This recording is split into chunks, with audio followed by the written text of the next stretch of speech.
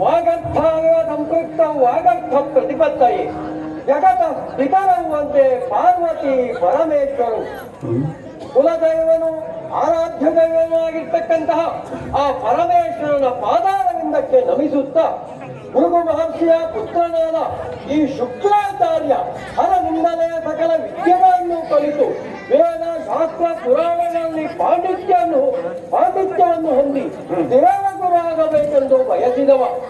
ಆದರೆ ಆ ಅಸುರರ ಕಪಟತನದಿಂದ ದೇವತೆಗಳ ಕಪಟತನದಿಂದ ಅಸುರರ ಗುರುವಾಗುವಂತಹ ಸಂಭವ ನನಗೆ ಒದಗಿತು. ಆದರೂ ನಾವು ಚಿಂತಿಸುವುದಿಲ್ಲ. ಜಗತ್ತಿನಲ್ಲಿ 2 ಜನ ವ್ಯಕ್ತಿಗಳು ಮಾತ್ರ ಎಲ್ಲರಿಂದಲೂ ಪೂಜೆಯನ್ನು ಪಡೆಯುವಂತವರು. ಅದು ಒಬ್ಬ ಪರಮೇಶ್ವರ, ಇನ್ನೊಬ್ಬ ಈ ಶುಕ್ರಾಚಾರ್ಯ. ಅದರಲ್ಲಿ ನಮಗೆ ಬಹಳ ಸಂತೋಷವಿದೆ. ಆದರೆ ಈ ದಿವಸ ಒಂದು ವಿಷಯವನ್ನು ನಾನು ಅರಿತಿದ್ದೇನೆ. ಹರನಿಂದ 60,000 ವರ್ಷ ಬದುಕಬೇಕು ಎಂಬಂತಹ ವರವನ್ನು ಪಡೆದಂತಹ ಭಂಡಾಸುರ ಎನ್ನುವವ ಪಾತಾಳ ಲೋಕದಲ್ಲಿ ತನ್ನ ಪ್ರಜೆಗಳೊಂದಿಗೆ ಸುಖವಾಗಿ ಮಾಡುತ್ತಾ ಇದ್ದಾನಂತೆ. ದಾನವ ಕುಲದ ಉದ್ಧಾರಕ್ಕೆ ಇದು ಸರಿಯಾದ ಸಮಯ. ಆದ್ದರಿಂದ ನನ್ನಲ್ಲಿರ್ತಕ್ಕಂತಹ ಎಲ್ಲ ದಾನವರನ್ನು ಕೂಡಿಕೊಂಡು ಪಾತಾಳದತ್ತ ಹೋಗಬೇಕಾಗಿದೆ. ನನ್ನಲ್ಲಿರುವ ದಾನವ ವೀರರನ್ನು ಕರೆಯುತ್ತೇನೆ. ಓ ದಾನವ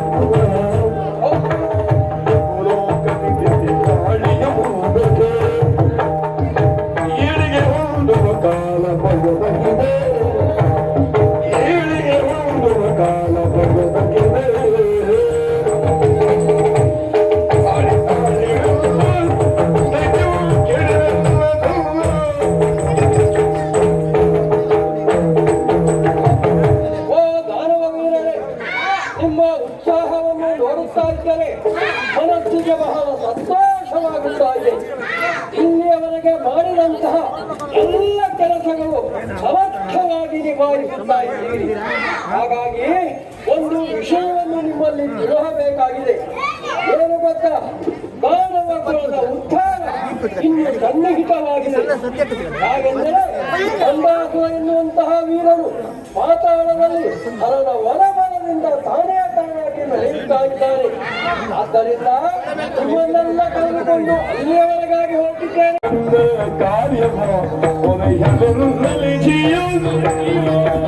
ಚರಣ ಸೇವೆಗೆ ಸಿದ್ಧನು, ಚರಣ ಸೇವೆಗೆ ಸಿದ್ಧನು, ಕರುಣಿ ಕೂಡಾದಯ ಕರುಣ ನೋಡೆವಲಾಗ, ಕರುಣಿ ಕೂಡಾದಯ ಕರುಣ ನೋಡೆವಲಾಗ,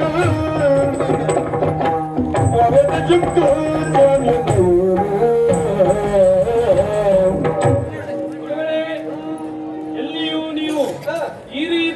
ಬಂದದ್ದೇ ಇಲ್ಲ. ಏನಾದರೂ ಕಾರ್ಯ ನಿಮಿತ್ತವಾಗಿ ಮಾತ್ರ ಬರುವವರು ನೀವು. ಹಾಗಾಗಿ ಕೇಳ್ತಾ ಇದ್ದೇನೆ, ಇಂದು ಇದ್ದಕ್ಕಿದ್ದ ಹಾಗೆ ಈ ನಿಮ್ಮ ದಾನವ ಪಡೆಗಳನ್ನೆಲ್ಲ ಸೇರಿಕೊಂಡು ಈ ಪಾಮರನಲ್ಲಿಗೆ ಚಿತ್ತೈಸಿದ್ದೀರಿ. ನೀವು ಬಂದಂತಹ ಕಾರಣವೇನು? ಯಾವ ಕಾರ್ಯದಿಂದ ಇಲ್ಲಿಗೆ ಬಂದಿರಿ? ನನ್ನಿಂದ ಏನಾಗಬೇಕು ಎಂದು ಹೇಳಿದರೆ ಈ ನಿಮ್ಮ ಶಿಷ್ಯ ಸದಾ ನಿಮ್ಮ ಸೇವೆಗೆ ಸಿದ್ಧ. ಅನುಗ್ರಹಿಸಬೇಕು. ಬಂಡಾಸುರ ಧೀರ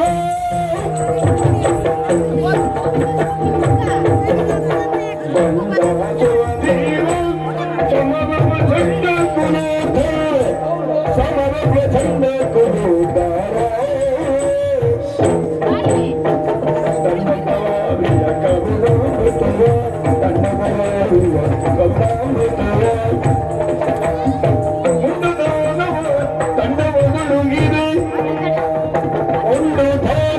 ತಂಡವನೊಂದಿದೆ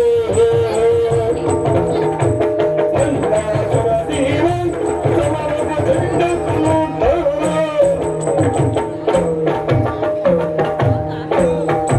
ಓ ಭಂಡಾಸುರ ಸ್ವಾಮಿ, ನಾನು ಬಂದ ವಿಷಯವನ್ನು ಕೇಳುತ್ತಾ ಇದ್ದೀಯೆ.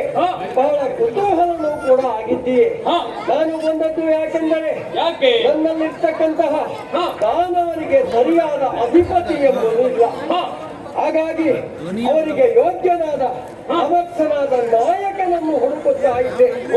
ಇನ್ನೆಯ ದಿವಸ ನಿನ್ನ ವಿಚಾರವನ್ನು ವಿಜ್ಞಾನದಿಂದ ತಿಳಿದಂತಹ ನಾನು ಇಲ್ಲಿಯವರೆಗಾಗಿ ಬಂದಿದ್ದೇನೆ.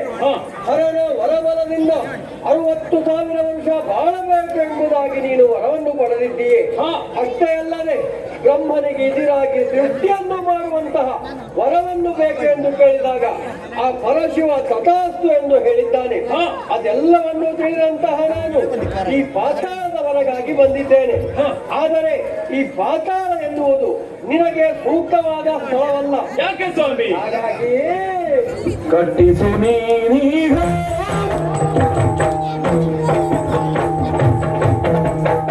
ಕಟ್ಟಿಸು ನೀನೀಗ ಕಟ್ಟಿಸು ನೀನೀಗ ಗಣತವ ಪಟ್ಟಣವನ್ನು ಬೇಗ ಗಣತವ ಪಟ್ಟಣವನ್ನು ಬೇಗ ದೈತ್ಯ ಸಂಕುಲವ ದೈತ್ಯ ಸಂಕುಲವ ಷಷ್ಠಿ ಮೂರನ್ನು ಶ್ರೇಷ್ಠನೆನಿಸು ಷಷ್ಠಿ ಮೂರನ್ನು ಶ್ರೇಷ್ಠನೆನಿಸು ನೀನೀಗ ಗಣತವ ಪಟ್ಟಣವನ್ನು ಬೇಗ ಬೇಗ. ಓ ಭಂಡಾಸುರ, ಸ್ವಾಮಿ, ನೀನು ಪಡೆದಂತಹ ವರಬಲದಿಂದ ಸುಂದರವಾಗಿರ್ತಕ್ಕಂತಹ ನಗರವನ್ನು ನಿರ್ಮಾಣ ಮಾಡಬೇಕು. ಯಾಕೆ ಗೊತ್ತಾ? ಯಾಕೆ? ಹಿಂದೆ ಈ ಭೂಲೋಕದಲ್ಲಿ ಶೋಣಿತಾಪುರ ಇರ್ತಕ್ಕಂತಹ ನಗರ ಇತ್ತು. ಅಲ್ಲಿ ಅನೇಕ ದಾನವರು ಯೋಗ್ಯ ರೀತಿಯಿಂದ ರಾಜ್ಯಭಾರವನ್ನು ಮಾಡುತ್ತಾ ಇದ್ದರು. ಆದರೆ ಆ ದೇವತೆಗಳ ಕಪಟತನದಿಂದ ಈಗ ಶೋಣಿತಾಪುರ ಸಂಪೂರ್ಣವಾಗಿ ನಿರ್ನಾಮವಾಗಿ ಹೋಗಿದೆ. ಅದರ ಬದಲಾಗಿ ಸುಂದರವಾದ ಒಂದು ನಗರವನ್ನು ನೀನು ನಿರ್ಮಾಣ ಮಾಡಬೇಕು. ಗುರುಗಳೇ, ಗುರುವರ ಮಾತೆ ಹೇಳಿ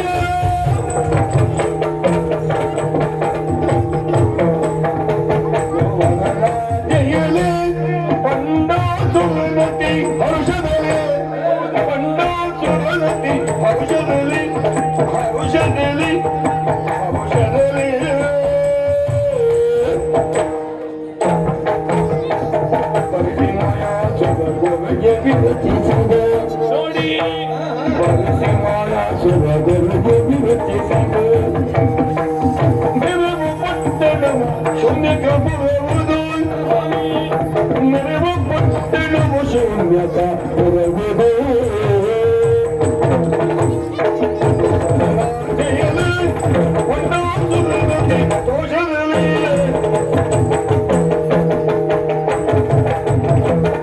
ಸ್ವಾಮಿ, ನಿಮ್ಮ ಆಜ್ಞೆಯನ್ನು ಶಿರಸ ಹೊಂದಂತಹ ನಾನು ಈಗ ಹರನಿಂದ ಪಡೆದಂತಹ ವರಬಲವನ್ನ ಪ್ರಯೋಗಿಸಿ ಸುಂದರವಾದಂತಹ ಒಂದು ಪಟ್ಟಣವನ್ನು ನಿರ್ಮಾಣ ಮಾಡಿದ್ದೇನೆ. ಈ ಸೃಷ್ಟಿಯಲ್ಲೇ ಅಂತಹ ಸುಂದರವಾದ ನಗರ ಇರಲಿಕ್ಕಿಲ್ಲ.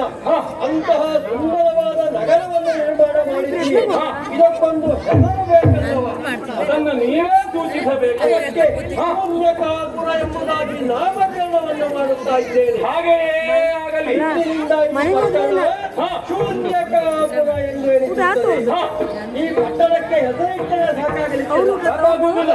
ರಾಜ ಬೇಕಲ್ಲವ? ಈ ದಿವಸದ ಶುಭ ಮುಹೂರ್ತದಲ್ಲಿ ನಿನ್ನನ್ನೊಂದಿಗೆ ಪ್ರಸ್ತಾಪಿಸಿಕೊಂಡಾಗಿ ಮಾಡುತ್ತೇನೆ. ಹೀಗೆ ಬಾ.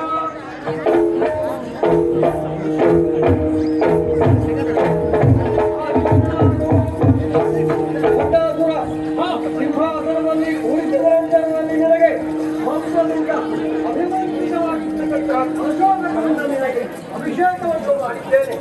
ಅಷ್ಟೇ ಅಲ್ಲದೆ ಆ ಬ್ರಹ್ಮದೇವರು ಕಶ್ಯಪನಿಗಿತ್ತ ಜೀವನಕ್ಕೆ ಇರತಕ್ಕಂಥ ಮಣಿಮಯ ಕಿರೀಟವನ್ನ ಅವನಿಗೆ ತೊಡಗಿದ್ದೇನೆ. ಅಲ್ಲದೆ ಕುಟಿಲಾಕ್ಷ, ಉಗ್ರಧನು ಹಾಗೂ ಚತುರ್ಥ ಅಮಿತ್ಲಘ್ನ ಎಂಬತಕ್ಕಂತಹ ಜ್ಞಾನವರನ್ನ ನಿನಗೆ ಮಂತ್ರಿ ಮಾಗಸರನ್ನಾಗಿ ನೀಡಿದ್ದೇನೆ. ಇದೇ ಸಾಕಾಗಲಿಕ್ಕಿಲ್ಲ. ರಾಜ್ಯಭಾರವನ್ನು ನಡೆಸಲಿಕ್ಕೆ ಯೋಗ್ಯವಾದ ಒಂದು ಆಯುಧ ಬೇಕಲ್ಲವ?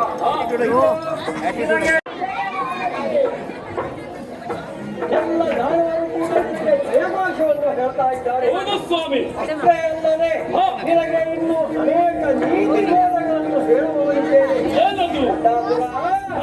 ತಿಳುಹಿದನು ನೀತಿಗಳ ಬಳಿಕ ಶುಕ್ರಾಚಾರ್ಯ ತಿಳುಹಿದನು ನೀತಿಗಳ ಬಳಿಕ ಶುಕ್ರಾಚಾರ್ಯ ಒಲಿದು ದಾನವ ತಿಲಕ ಕೇಳು ಒಲಿದು ದಾನವ ತಿಲಕ ಕೇಳು ಇಲೆಯಲ್ಲಿ ಸದಾಚಾರಗಳ ಸತ್ಕೀರ್ತಿಯಲ್ಲಿ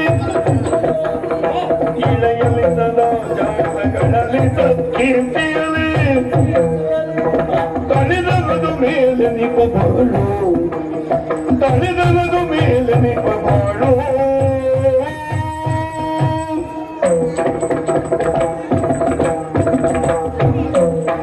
ಓ ಭಂಡಾಸುರ, ಸ್ವಾಮಿ, ರಾಜ್ಯ ಸಿಂಹಾಸನವನ್ನು ಅಲಂಕರಿಸಿದ ನಂತರದಲ್ಲಿ ಅನೇಕ ನೀತಿ ಪಾಠಗಳನ್ನ ಪಾಲಿಸಬೇಕಾಗುತ್ತದೆ. ಏನು? ಮೊದಲನೆಯದಾಗಿ ನಮ್ಮ ಆರಾಧ್ಯ ದೇವರು ಸಹದೇವರು ಆಗಿರ್ತಕ್ಕಂತಹ ಆ ಸೋಮೇಶ್ವರನ ಪೂಜೆಯನ್ನು ಎಂದಿಗೂ ಮರೆಯಬೇಡ. ಅಷ್ಟೇ ಅಲ್ಲದೆ ಯಜ್ಞ ಯಾಗಾದಿಗಳನ್ನು ಅನುದಿನವೂ ನಡೆಯುವಂತೆ ಮಾಡುತ್ತಿರಬೇಕು. ಹಾಗೂ ನಿತ್ಯ ಅನುಷ್ಠಾನಗಳನ್ನು ಎಂದಿಗೂ ಬಿಡಬಾರದು. ಸಜ್ಜನರನ್ನು ಹಿಂಸಿಸಬೇಡ, ದುರ್ಜನರನ್ನು ನಿನ್ನ ಹತ್ತಿರವಾಗಿ ತುಳಿಯಲು ಬಿಡಬೇಡ.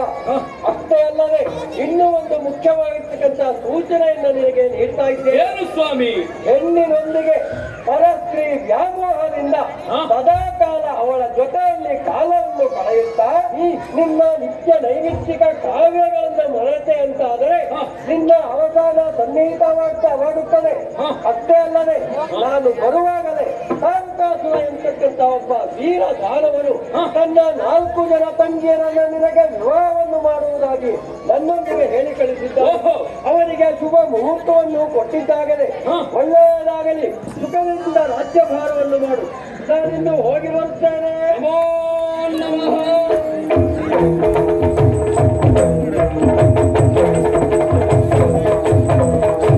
ಓ ದಾನವ ವೀರರೇ, ಇಂದು ನಿಮ್ಮೆಲ್ಲರ ಒಬ್ಬ ನುಡಿಗಳನ್ನು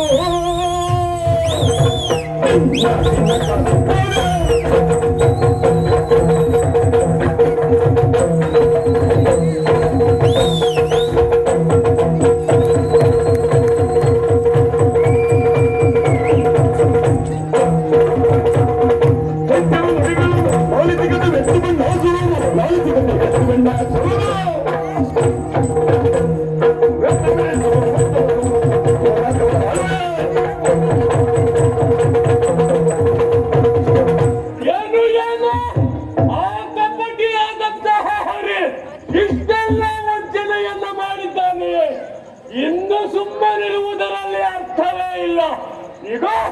ಈಗಲೇ ನಿಮ್ಮನ್ನೆಲ್ಲ ಸೇರಿಕೊಂಡು ಆ ದೇವಲೋಕದ ಮೇಲೆ ದಾಳಿಯನ್ನು ಮಾಡ್ತೇವಂತೆ. ನಂತರ ಅಲ್ಲಿ ದೇವತೆಗಳ ರಕ್ತದಿಂದ ಮಡಿದ ನಮ್ಮವರಿಗೆಲ್ಲ ತರ್ಪಣವನ್ನು ನೀಡಿ ನಂತರ ಕಪಟಿ ಹರಿಯನ್ನು ನೋಡಿಕೊಳ್ತೇನೆ.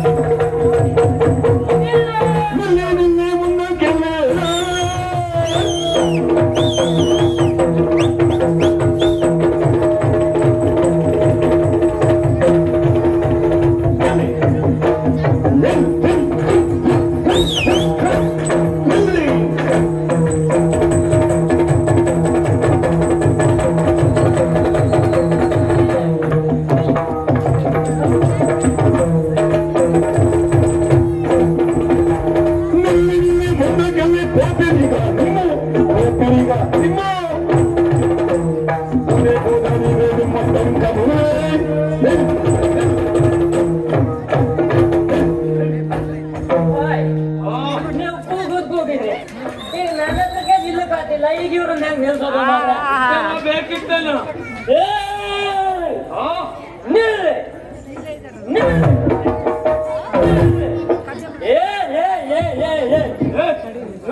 ಸೊಕ್ಕಿದ ಗೂಳಿಗಳ ಹಾಗೆ ಹೀಗೆ ಮುಂದಕ್ಕೆ ನುಗ್ತಿದ್ದೀರಲ್ಲ, ನಿಮಗೇನು ಹೇಳುವವರು ಕೇಳುವವರು ಯಾರು ಇಲ್ವೇನಾ?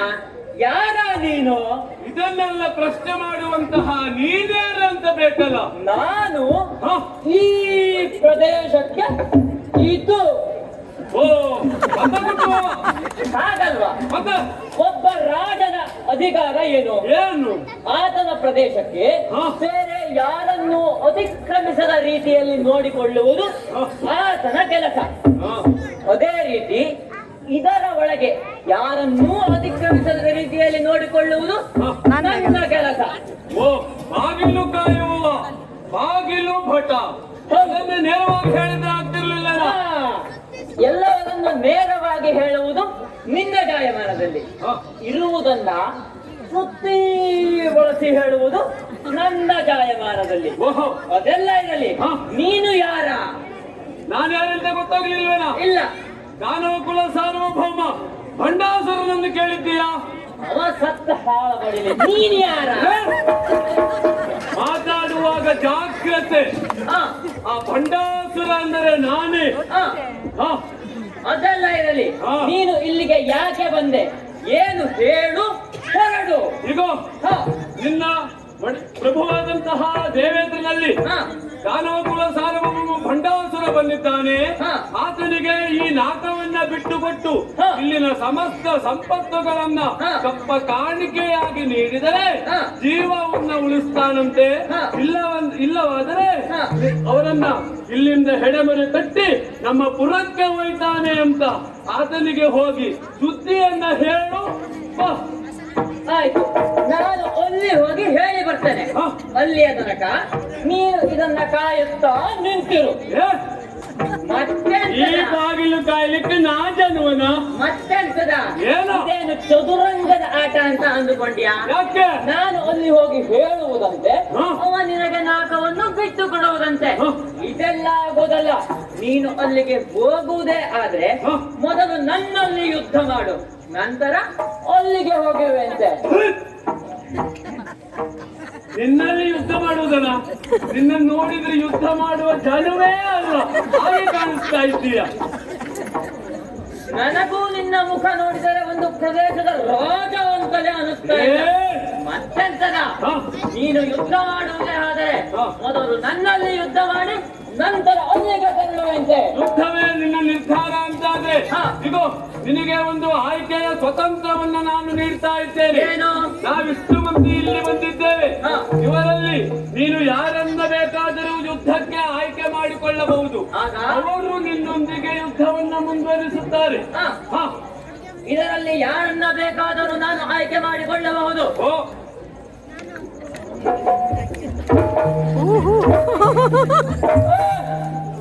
ಬಾರಲ್. ನೀನು ಯುದ್ಧ ಮಾಡುವನ?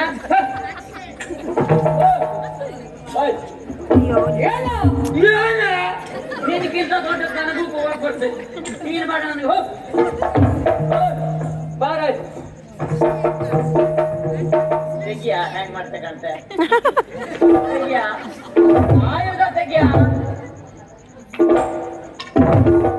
ಹೇಳುವುದೇ ಗೊತ್ತಾಗುದಿಲ್ಲ ಇದಕ್ಕೆ. ನಾನಿದ್ರ ಜೊತೆ ಯುದ್ಧ ಮಾಡೋದಾ? ಬೇಡ ಹೋಗ್. ಹೋಗ್. ಹೀಗ್ ಮಾಡು.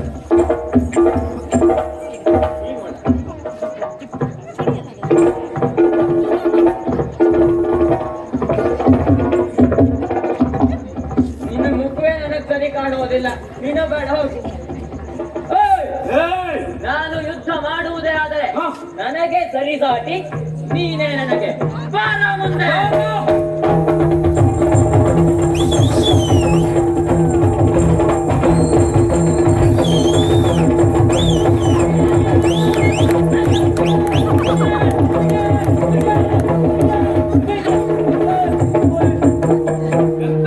ಎಂತ ಬಿಡುವುದೇ ಅಂತ? ಅಯ್ಯೋ ಜೀವ ಬೀಡಿ, ಜೀವ ಬೀಡಿ, ಜೀವ ಎಂತ ಬೀಡಿ ಇಲ್ಲೋಣ. ಏನು ಹಾರಾಟ ನಿಂದು? ಅಬ್ಬಬ್ಬ. ಈಗಲಾದರೂ ಹೋಗಿ ನಿನ್ನ ಒಡೆಯನಿಗೆ ನಾವು ಬಂದ ವಿಷಯವನ್ನ ನೀನು ಹೇಳಬೇಕು. ದಾನವೀರರೇ, ಈತನನ್ನ ಹಾಗೆಯೇ ಕಳುಹಿಸಬೇಡಿ. ಈತನ ಕರಗಳನ್ನ ಬಂಧಿಸಿ ಆತನ ಹಣೆಗೆ ಸುಣ್ಣದ ನಾಮವನ್ನ ಎಳೆದು ಈತನನ್ನ ಕಳುಹಿಸಿ ಬಿಡಿ.